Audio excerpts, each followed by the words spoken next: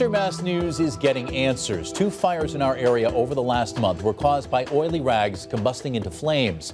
One of those fires claimed the life of a teenager in Agawam. Western Mass News reporter Briseida Landaverde has more from fire officials on how to prevent this from happening in your home.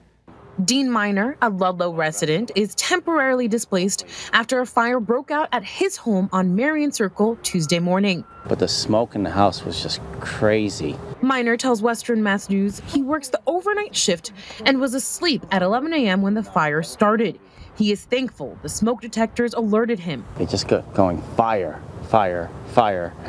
So I put my slippers on and my glasses and I went to go look what it was, and then I had to go back and get my phone and called 911, and they were here within like 5 minutes. Ludlow Fire Chief Ryan Pease tells us the fire was caused by a pile of oily rags that were left behind by contractors on Monday.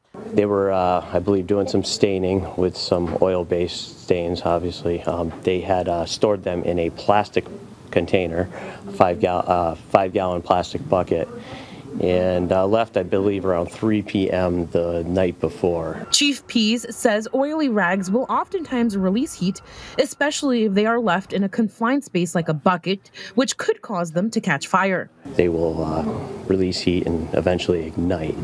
Even if they are sometimes piled together, crumpled up, that will cause them to retain the heat, release the heat, and possibly ignite on fire.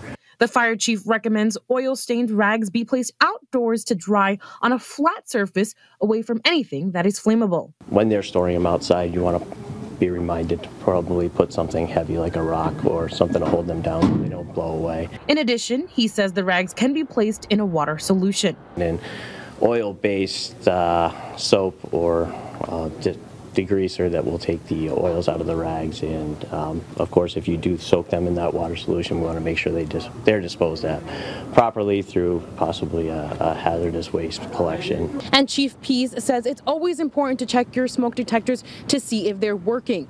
In this incident, Miner was able to get out safely after hearing his alarm. For now, reporting in Ludlow, Briseida Landaverde, Western Mass News.